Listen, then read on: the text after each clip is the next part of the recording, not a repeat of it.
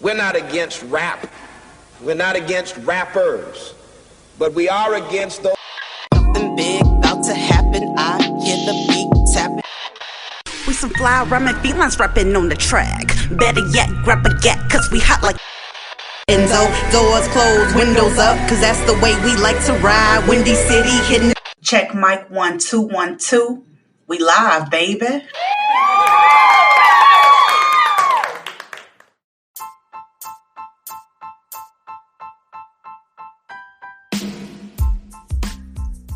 Hey Chicago, and welcome back to Speak Your Mind Radio.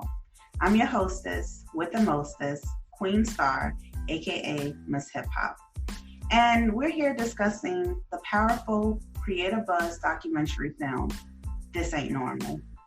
It's shot in the inner city of Boston, focusing on the youth and violence of several affiliated gang members and their overall perspectives of the street life.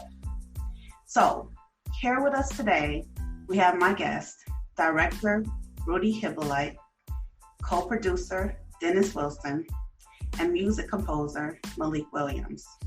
Now, that ain't normal. This ain't normal. The documentary takes us into the mind of Boston's inner city youth with a deep magnifying glass as you step into what I like to call another world. So fellas, I humbly welcome you to the interview. And here at Speak Your Mind, we start off each and every interview with an icebreaker question. So let's get started, shall we? Thank you so much. Sounds good. Thanks welcome. For having us. For sure. Rudy, how do you capture the thoughts and the views of others through your cinematography? I think what we try to do is, first of all, go in and I try to get to know the people involved, and without cameras, without anything. So myself and Coach will go in and get to know the people and get a sense of, what the stories might be. And I say, essentially embed ourselves with them. And I think that's how we're able to get a good picture as to what we're trying to portray, the subjects, listening to them. And then once we come back in with cameras, we know specifically who we want to speak with and the type of questions we want to ask and the things that we think are important to them that they want to talk about. So that's it in a nutshell, I think. Beautiful answer. Dennis, aka Coach, describe your definition of what it means to be a legend. First of all, you can't be talking about me, so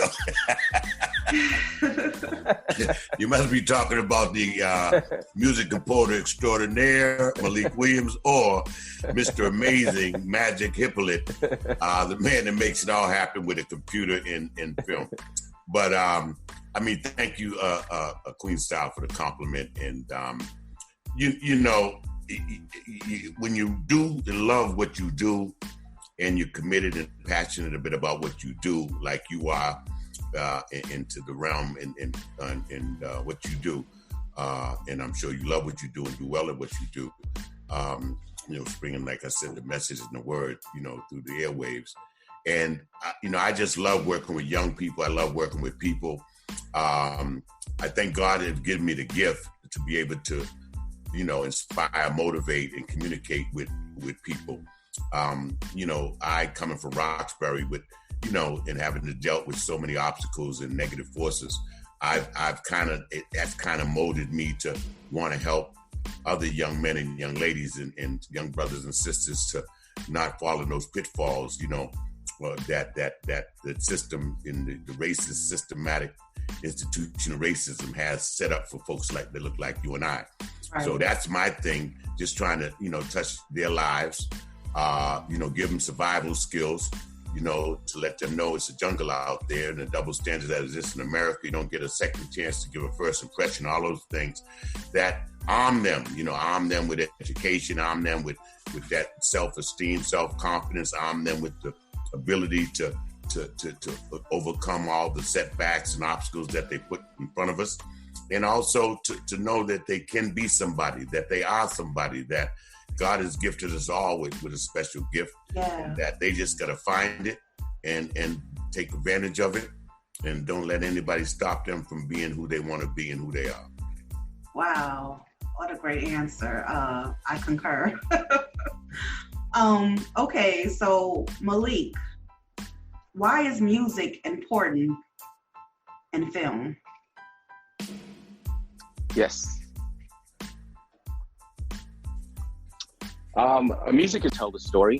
Sometimes music is the story of what's going on. So for myself, as a songwriter and as a musician, I kind of gravitated towards that from back being in bands and things like that. When I got into film and TV, it was just something that naturally, I guess it kind of came as like a natural way for me to express what I was doing musically. So back again years ago when I first started, it started out by somebody wanting to write a song or wanted me to produce a song for them, and they'd have a poem but not have any music to go with it. So it's kind of simply, if you're able to read something and comprehend something a certain way, I learned this like early on, where I was able to kind of read their words and I could tell whether or not the music was fast or slow or happy or sad, that kind of thing. So I kind of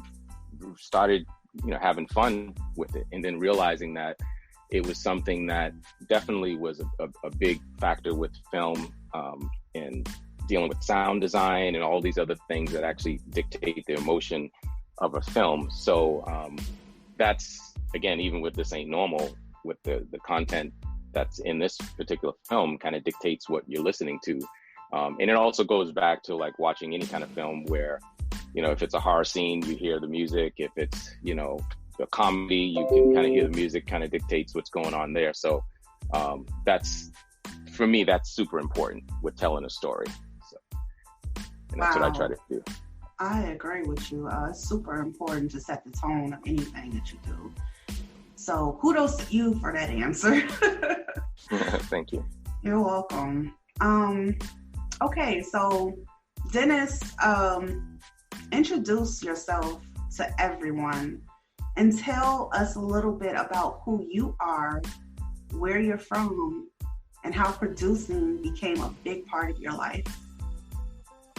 Well, again, Dennis Wilson, very proud to say I'm born and raised in Roxbury, Massachusetts, which again is the Black community and the mecca and hub of Black Boston, similar to what Harlem means to New York City.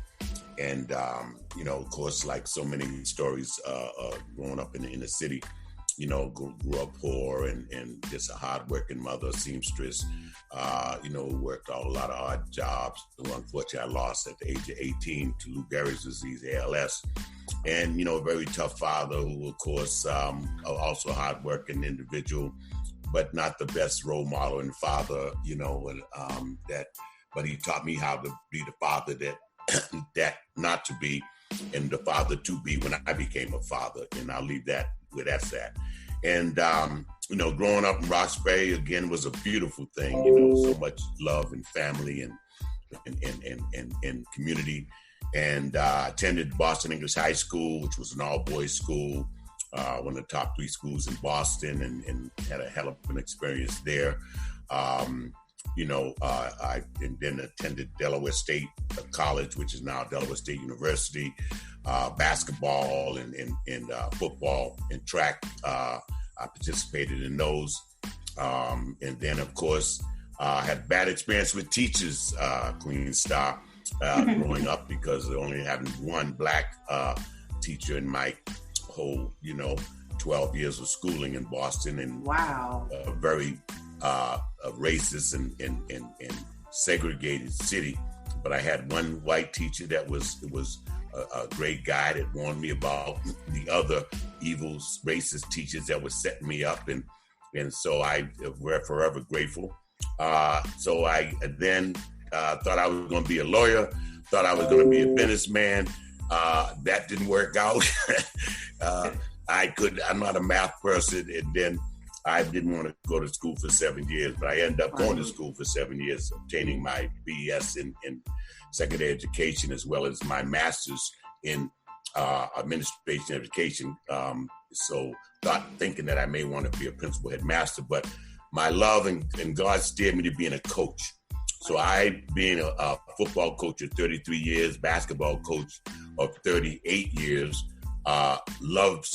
played all the sports, loved working with young people, used my basketball and football to kind of mold strong young men. I even coach girls softball. Really? Cool. And ladies are more attentive and more, seem to be more committed and passionate than many of the guys I coach. But so I had a successful career there. Got my 400th win last year. Things have got more difficult. Kids are more bratty, less committed to working hard.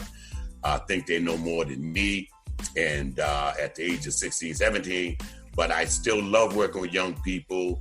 I use my gym as they said, Coach, you should be a preacher. I said, I am a preacher. Mm-hmm. And so I'm a preacher, a teacher, and just use that to touch young men and young ladies' lives, to be just productive, respectable, responsible young men and young ladies. So I'm sorry to take 3 days to say all that, but that's my life. I'm committed to that. Just like I said, helping young men and young ladies just be successful, positive young people, to be giving back to their community. I just wanted to say, Coach missed out another important piece. He was a history teacher and a dean of discipline at a high school, a vocational high school. So that's a key piece that I think he missed. Definitely a key piece. Oh yeah, thanks, Rudy. Mm-hmm. That's a Queen Star. That's why I pay Rudy the big money that I pay him to help, add to what I forget. But yeah, history, love history, world history, U.S. history, and Black history. I taught in plenty of stimulating conversations in my classroom, and dean of discipline, dealing with some pretty heavyweight situations, being in that position. So yeah, Rudy, thanks so much for I can't forget that part of my life. And I'm a filmmaker. Yeah. Yeah. Yes. Great. You have so much experience under your belt, Coach. Now, isn't this your year where you retire from coaching? 33 years. Uh-oh. So you must have been talking to Rudy, because Rudy's trying to get me to retire. Actually, I was talking to Malik. Oh, Malik? Oh, yes. So well, I wasn't sure. Coach. Off the coaching hot seat there. To be honest with you, Queen Star, something I talk with my family about, who I've got a beautiful, lovely, supportive wife, Gladys, and my son, Tyreek, who coaches with me. And he's an amazing young man. I'm blessed to have him as my assistant coach. As I get ready to faint and fall, he's there to catch me. But I'm considering it very heavily, 90% sure that I'm going to be hanging up this year. I got a very good assistant coach, Isaac Miller, a brother from New York, Queens, played D1 basketball, passionate. Ironically, he's a history teacher. So I think that, I want to do a basketball camp, Queen Star, just to let you know. So if you got some skills, come on through. Cool. If you got any children 9 to 15, I'm going to do a co-ed basketball camp next summer. And I'm going to put my time into that and trying to help the community in that way, and do a couple other little events and try to convince Rudy to make me famous.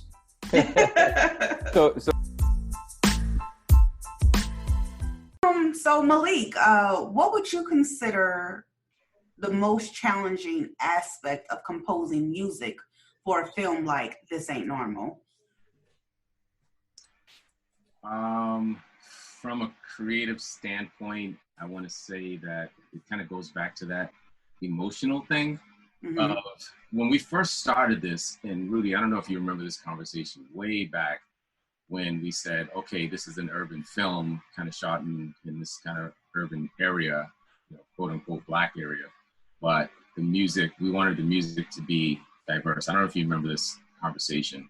Malik, I can't remember a conversation 5 minutes ago. No. Okay. Yeah. I do. I'm kidding. Well, so for myself, I think the audience should be everyone, right? So we have people from our communities. We have people that work in our communities. We have people that are experiencing, what we're shooting in the communities. And we also have people that have no idea what's going on in our community, right? So with diversity, I'm all about diversity with, friendships, you know, too. everything. Like in music is that, like that universal language per se, right? So for me, with this particular project, unlike others, with this one in particular was that conversation really kind of set in. And so what I thought this film was going to sound like before I saw any footage, it didn't sound anything like what I thought, right? So when I was working with the editor, Oriel Danielson, he was in New York, and I didn't know him personally, but we had some good conversations on the telephone. And I remember sending him like a folder of some music that I thought might work for the film. And then he ended up telling me, he was like, I don't think I'll be able to use any of this, right? Maybe like a couple of tracks. And when you're working on a project or any kind of film project, a lot of times you might temp a film, which is like temporary music that kind of goes in just to kind of cut to, the director can cut to, it kind of, you know, displays whatever emotion you're trying to get behind a certain scene, and then we kind of go back and forth on what potentially works, you know, tempos, things like that. When I actually looked at the film, because at first I was like, oh shoot, you know, this isn't good, like this music isn't gonna work. But after I saw the footage, I was like, oh wow, like now I know why it doesn't work. So a lot of the music in the film was actually scored, what they call scoring the picture, because it's really an emotional thing, as I was saying earlier, right? So everything, like words have emotions, visuals have emotions, and people don't really think about this outside of when you're watching a film and somebody's laughing or crying, right? So they feel the effect of that emotion.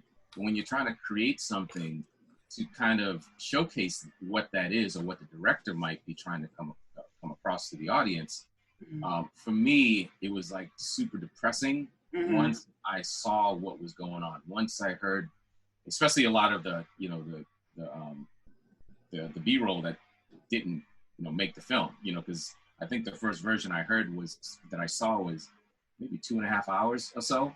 And then different scenes that I saw. But watching the film and hearing what I thought, again, this is in my brain, this is between me and God at this point. So me saying, wow, you know, I don't know what that's going to sound like until I actually really think about it and start hearing something in my head and started playing it. So most of the film, I'm watching the film on my computer and kind of playing along with a certain scene and then building it from there. So from every low note to a higher note, that's something that I'm visually looking at and playing, in this case, like a keyboard, you know, or a synth, or even my guitar or something like that, just to kind of get the structure of what I want to do. And then, of course, with the other music contributors from the film, me asking them to, you know, send me certain ideas or things that I wanted. And part of that was just to try to be inclusive as well, and bring people from different backgrounds into this project, which is another level of trying to share with people what's really going on with the message that we're trying to get out there. So that's... So Malik, can I tell 2 quick stories in terms of the music? If I can. So I just want to say one thing is, when the editor there was this scene the editor put together of one of the areas, Warren Gardens, was a transitional scene. And he put in what we call temp music. He put in music while he's editing, right? That we know will not, you know, borrowed music. And I really liked it. And then Malik took it and he created a song called Tired, because I was saying, wow, that other music is perfect. And when we put that song in, Tired, showing that the people in this community is tired, it was like just perfect. So that's what Malik, you know, as a composer and the folks he worked with, that's one story to tell, you know, how talented he is. And the other piece is, as he said, he brought in folks from different backgrounds, diverse group of musicians. One of them being actually a former person involved in gang activity. Yes. And was involved in like the theme song. Ray was his name. And you can't, you know, that's the type of folks he brought in, diversity, and giving other musicians a chance to work with him and create this music. So that's why I think this music transcends beyond, and it's so not just complementary, but it enhances the film. So that's what I wanted to say. Yeah, and so, you know, as a producer, and being able to kind of share with other people, again, that haven't had any cuts or haven't had a music in any projects. The same thing will happen with Push, Madison versus Madison, where it's an opportunity for me to actually extend, extending this opportunity for them to have their work in this project, which hopefully is a foundation for them to go off and get other work. So now they have something on their resume. Most of us, we get along well, we've worked together, or at least, share creative ideas together. So to me, that's kind of a big deal. I didn't really grow up with that opportunity at all, right? So, and even as I was saying, my daughter, it's like I saw something in my daughter, and some people could say, oh, well, that's your daughter. But I look at it and say, well, no, you got to check out what she did, and that's how she ended up in Push initially. I was talking to Arthur, who was one of the rappers on the theme song. Right. I remember that day, I was like, dude, I was showing him the video because he hadn't seen my daughter in a long time. And I was saying, look at this. And then as he and I started looking at it, he was like, dude, that's crazy. We got to do this, And I was like, wow, I guess that does really fit. I don't know if I want the director to know because it's my daughter, but I'm going to put it, I actually submitted music without telling anyone who did it. Kind of purposely, not like, Rudy or Coach would have an issue. It was just me kind of like, making fun, kind of making light of it, I should say. But I thought it was so cool. I was like, wait till they find out that my 5-year-old daughter actually wrote this, and I got it on video, So it's cool for me because I was really old, a lot older by the time. So it gave me an opportunity to teach her about songwriting, about publishing and intellectual property and all those things, even at a really young age where she didn't get it. And like I said, she just worked on an ad campaign with me, last week where she sang on a bus. Now she's 15, So I'm like, honey, do you realize what you just did? You just did your first campaign, like a paid gig. So to me, that's what it's all about. And that's the mentorship that I try to extend to everyone in my life, especially younger people from our communities. Because, I consider myself lucky to have the network that I have. I'm lucky to work with Kreateabuzz family, and Rudy and Coach, and this is all very personal to us. And the film is personal to us. It is. Yeah. And speaking of the film, I want to just get into it. I had an opportunity to sit down and watch it from top to end to beginning. And it was just like amazing to me because I was just thinking how closely related that the Chicago inner youth is related to the Boston inner youth. However, there are a lot of differences too. Like I didn't know there were more gangs in Boston than they were Chicago. I had no idea. I didn't know how they kind of, set the rules, the street code down for the people who are a part of that neighborhood and then people who aren't a part of that neighborhood. Now, always growing up in Chicago, I would step into an unknown area. Thank God during that time, it's like kind of like early 2000s, 90s, I'm still good at being a female because during that time, the gang affiliation, they weren't just going around shooting people randomly like they are now.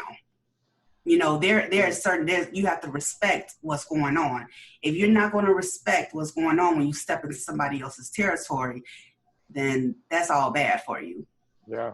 So watching this film, looking at the street life through the eyes of the Boston's youth made me have more respect for even more individuals of different backgrounds. Because not only am I looking at respect through their eyes, I'm looking at respect through the eyes of others who wish to help them. Right. And making a change is so important. And we need that in all of the inner cities, especially Chicago, especially LA.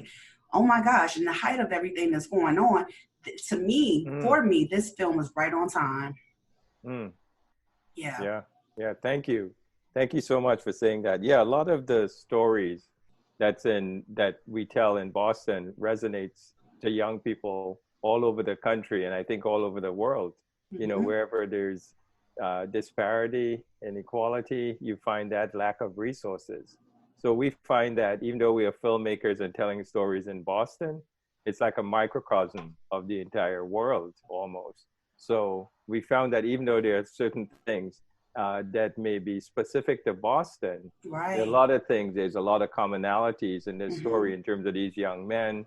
The fact that they didn't have much opportunities, the dysfunction maybe in their families, you know, all these things, education, all these things that we see today because of systemic, you know, racism, a manifestation of such, is why this is happening in Chicago, Los Angeles, Boston, Detroit. So even though Boston is smaller, a lot of the things still apply across the board. I agree. And we need to do something.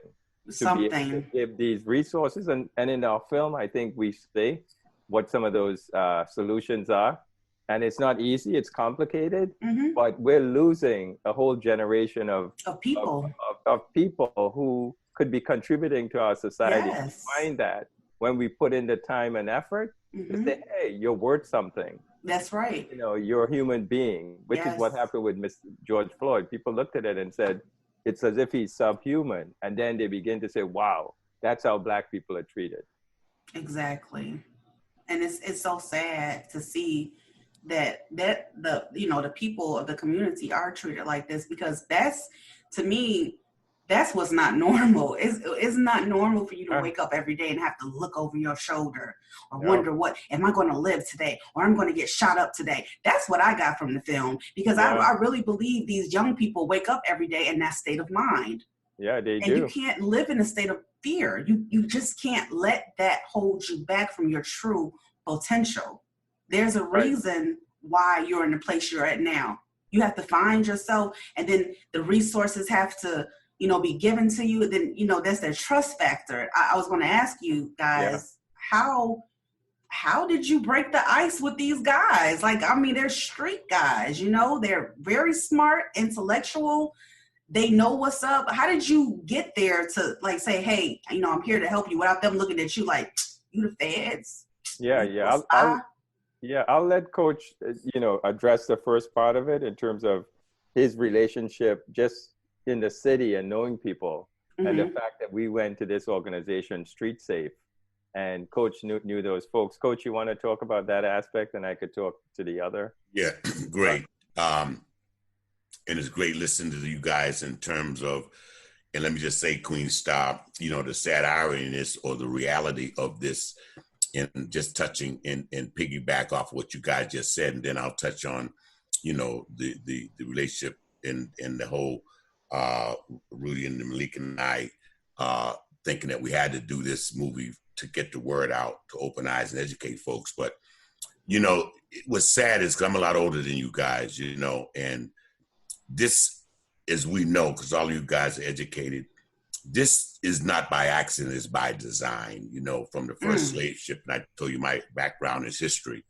So, you know, from them, the slavers first didn't realize that they had to separate the slaves, because at first they all spoke the same language, and they were able to have mutinies and rebel and take over the ships. And of course, you know, not knowing where they were sailing, end up sailing where? To the Caribbean islands, to South America, and the Virgin Islands. And that's how, you know, we ended up there. But, you know, to give a quick history lesson on that. And then the whole realizing, we got to split these slaves up so they can't communicate and can't, you know, escape, and so on and so on. So then, so the house slave, the field slave, and to this point, you know, we got the, you know, real true brothers and sisters, and we got Uncle Tom, stepping, fetch, skinning and grinning. You know, I got to suck up and be accepted by, you know, the white establishment.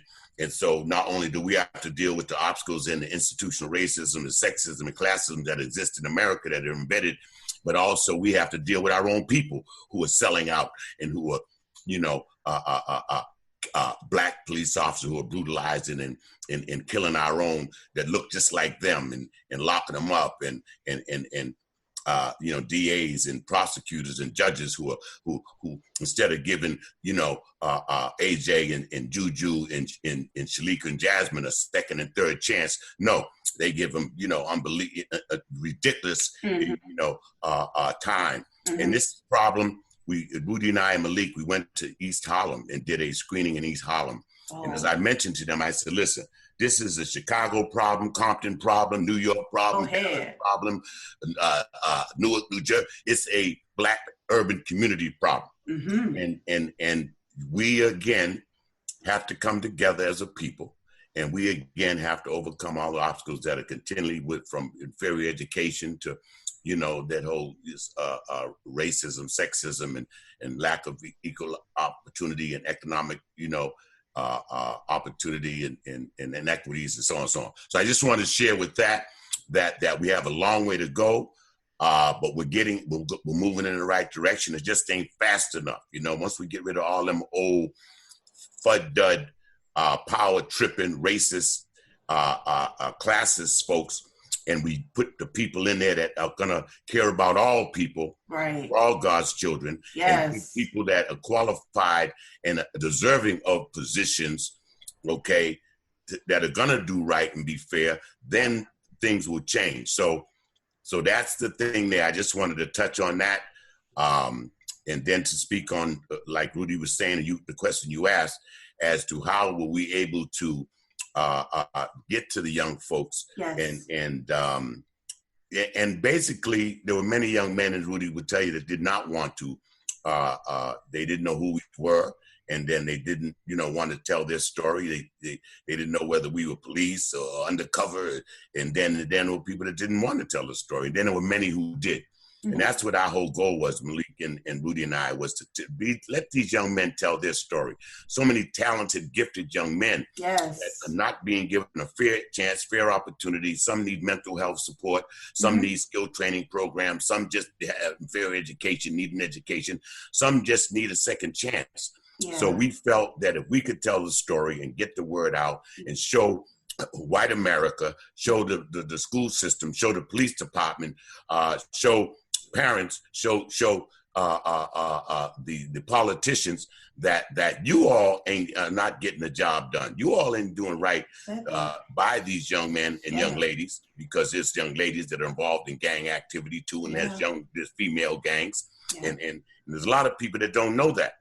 So we were able to let these guys know that we care about you.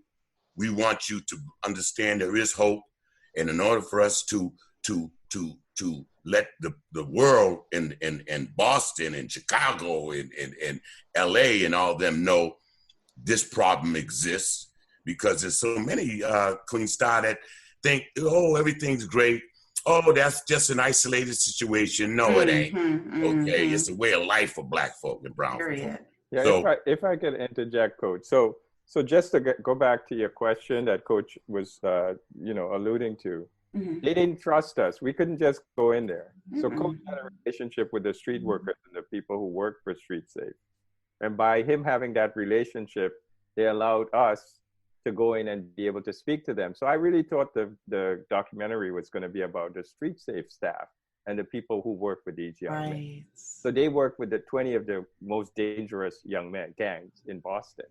So what happened is when we, as I said, I embedded myself with the guys. We went out and we started meeting with the young men. They took me out to these young men because the young men had a relationship with the street workers for years. And the street workers took us in. That's how they were able to say, these guys are good. They're trying to do something good.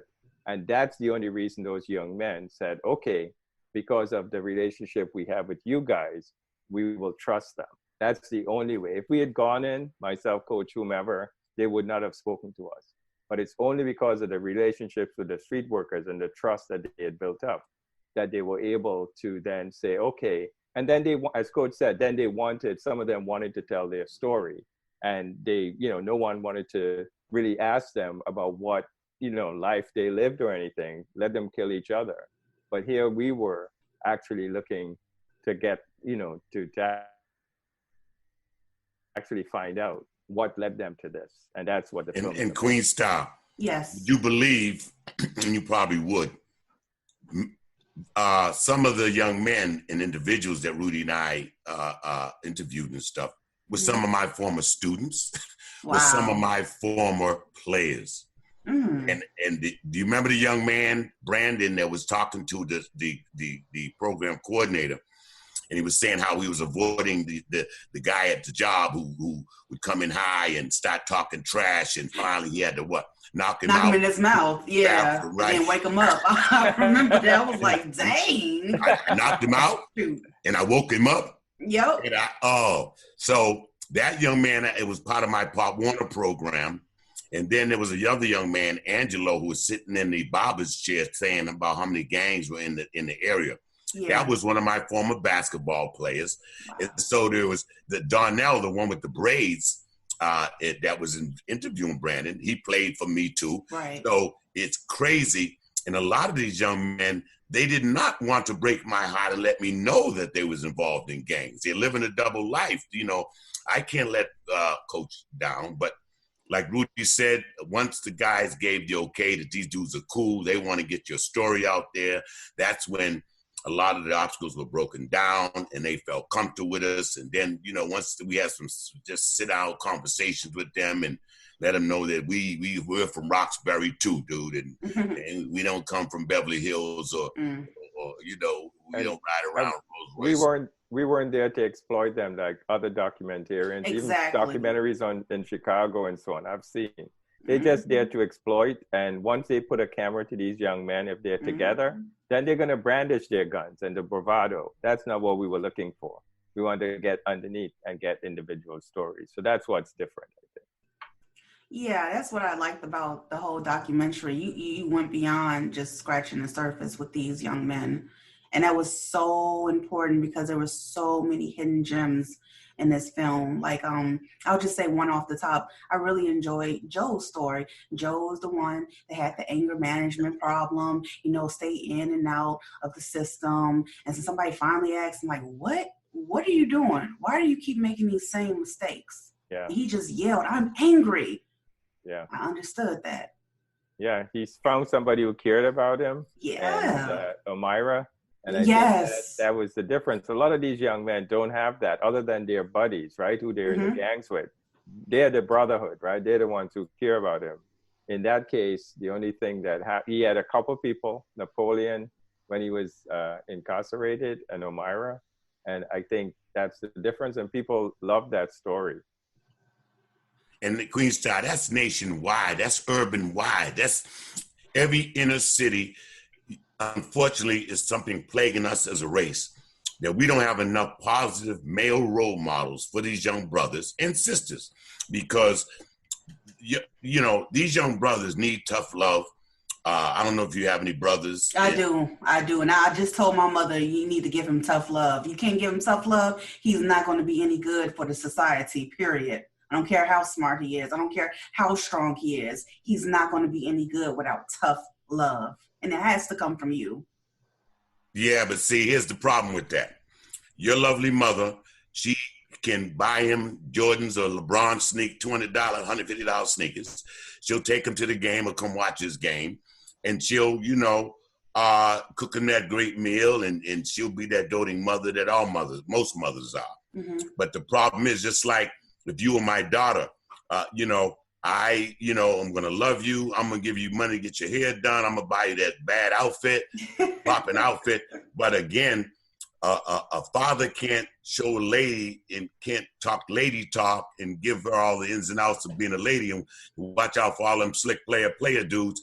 And a mother can't show a son how to be a man and how to deal with, you know, what it takes to be a man, you know, and being a provider and that, you know, they're going to watch out for the traps that they have set up out there for you that I can't tell them. I have a son. So yeah, I applaud you single mothers that are out there trying to wear two hats, but God made a man and woman, and it's a reason why. That's true. That is so true. You do need special attention from both parents. And that's another thing I noticed in the film too, because the reason why I related to them so well is because, I grew up in Chicago, blah, but also because I grew up without my father either. So I can imagine a young man growing up without their father, no sense of direction, and doing all that she can just to stay alive and keep them alive too. Put food on the table. You know, I really like the Quan's story too. You know, with Pumpkin, the mom. I mean, she was Pumpkin. That's his mama. Yeah. She's real. She's real. She real, and I love her. Like just because she real. Yep, I love her too. Yeah. So you can tell she cares about all her boys. You know. Yeah. She's trying the best she can. Like Coach said, she's a single parent, and she didn't have that growing up. She had to survive. But she's really trying her best. Mm-hmm. Nobody taught her, so she's trying her best, and I applaud her for it. Me too. Yeah. Me too. Kudos, for real. You sisters are bad, okay? And that's see, we know it.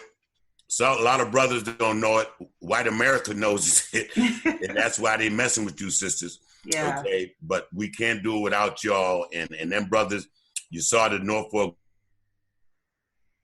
Greenwood gang, which remember there was about 15 of them on the steps, and it was a young man, remember, with the blue hat top in front of his face, which he had a pistol under the hat, by the way. Because he's again protecting. You never know when the drive-by is coming through. So as Rudy and we're filming, you notice everybody's always looking left, looking right. Yeah, I saw that. Yeah. But you notice their same theme and story was only 2 of them out of all that group knew their fathers and had fathers in their life. Yeah. And they shared them. And they shared it. You see, you really watched the film. Yeah, I did, because I related. Yeah, all of that. Yes. No, I appreciate that. Yeah, as Coach said, 20 guys and 2 dads, trying to look out for them. Because their father's incarcerated, what have you. So that's pretty heavy. And one of those young men got murdered a month ago. That's in that scene with the braids. So we've been in contact with his aunts. It's pretty tragic. Sorry to hear that. Rudy, I was just going to make a comment on Pumpkin because you were talking about Pumpkin and you mentioned Tired.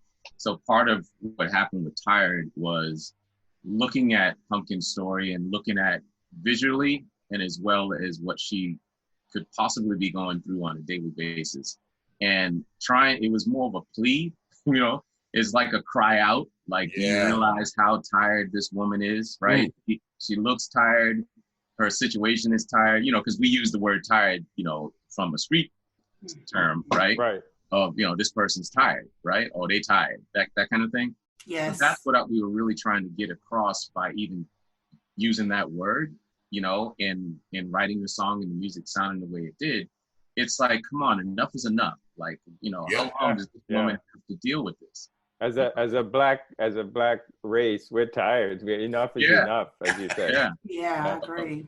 We're angry too. I'm pretty angry. Yeah. Me too. Yeah. You guys, we're gonna wrap things up here, but I want you to tell everybody, Rudy, can you tell people where they can purchase this film to watch? Oh, who was that? Rudy. Oh yeah, definitely. So we've been fortunate enough, after a year and a half, myself and Dennis Malik searching, we got a distributor, even though we had a track record by having another film go national. So our distributor was great. They went out there. So now it's on all these platforms. So let's see. It's if I miss anything, let me know. It's on Google Play, it's on Vudu, it's on iTunes, soon to be on Amazon. It's on YouTube Movies. The great thing also, it's on Verizon Fios cable. So if you have that, you get it. DirecTV. This ain't normal. You just type in "this ain't normal" and you'll find the film. It's on Dish TV. It's on DVD at Walmart online. It's wow. I never have been a good salesperson, but yeah, if you want to see this film, it's on so many platforms. And then Kreateabuzz Doc Films. We have a Facebook page, so you can find information there. And we have a website of the same name, Kreateabuzz with a K. So remember that. But it's on, the more you guys go, we're an independent film company, so we don't have an advertising budget like Warner Brothers and all those guys. But we can make noise as a people, as a community, because when folks see the film, they have such a better understanding, especially today, when folks are looking to have that difficult conversation. I totally agree. You guys, make sure you check out this film, This Ain't Normal, because It's one of the highest playing films on Vudu, if you have Vudu, if you're familiar with that. But you can also type in, just go straight to YouTube, put in This Ain't Normal, and rent it. Just all you have to do is rent it and you're good, or you want to buy it. It's something to have in your collection. I'll say that. It's something you want to keep as for history documentation. I'm telling you, this is 2020, a beginning of a new era. So yes. So thank you guys so much, Dennis, Malik, and Rudy, for coming on today's show. I really, really appreciate it. I had a great time talking to you. Thank you, Chicago. Yeah, let me just say, Queen Star, right? Yes. I had the opportunity to visit Chicago 4 times. Beautiful city in the summer, but I wouldn't want to be there in the winter. Amen. Yes, I concur on that. Oh, on that man, note. you know, because we got some hawk up in Boston. You all got the almighty hawk, like my boy Lou Rawls used to say, Mr. Wind, the almighty hawk. But listen, I want to thank you and Malik, Malik for making it happen, and you for you seem like a sweet sister, and good luck with your career. How long you been doing this, real quick? How long you been doing this? I have been. This is my 9th month. Oh, gee. Yeah. You're a rookie, girl. Rookie. Definitely a rookie. Proud of it. But you know what? I couldn't tell. Me and Rudy and Malik have done a lot of these things. So you did an excellent job for 9 months, and you're only going to get better because Rudy had to school me. We used to have a sports show. Rudy had to school me because, as you can see, I'm a man of very few words. So Rudy had to school me on, Coach. Shorter questions so people could give longer answers. We're running out of time, Coach. Huh? We're running out of time. Yes, we are. I'm sorry, Queen Star. Thank you, dear, and hope to meet you someday. But keep promoting our film. Good luck with your career, and stay the beautiful lady you are. Thank you, Dennis. I appreciate you, Coach. And thank you, Malik, again. And thank you, Rudy. And see you guys next time. Hopefully we'll see each other. Yes. Peace. Sounds good. Take care. Thank you. Bye. See you.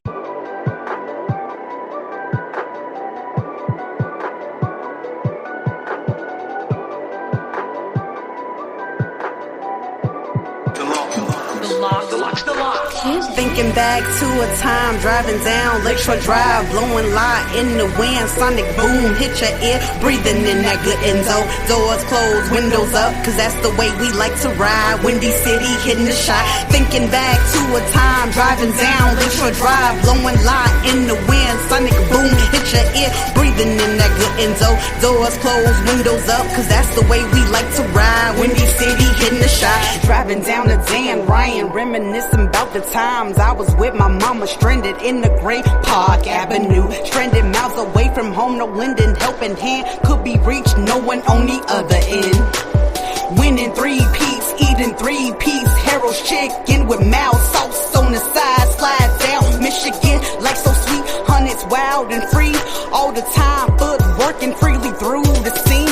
Oh my God, I'm so shy, tasteful thoughts run my mind. I'm so fly, I'm so high, natural average ratio. I'm just here to steal the show, magic tricks fill the air. Windy City, blow the trees, hidden talent everywhere. Shout out to Southside Prep and UVU, CSU, CPS, CTA. Thank you for riding through, for all them tracks you helped me through. Born and raised, Southside Brain, Rosalind, concrete made. Nigga, you know I'm on my way. Ayy, thinking back to a time driving down Lakeshore Drive, blowing light in the wind, sonic boom hit your ear, breathing in that good Enzo. Doors closed, windows up, cause that's the way we like to ride. Windy City hitting the shot. Thinking back to a time driving down Lakeshore Drive, blowing light in the wind, sonic boom hit your ear, breathing in that good Enzo. Doors closed, windows up, cause that's the way we like to ride. Windy City hitting the shot. Michael Jordan, Scottie Pippen, White Castles, Harold's Chicken, still call it Sears Tower, picture like Polaroid, solar voids, control your poise, older noise, I told you boys,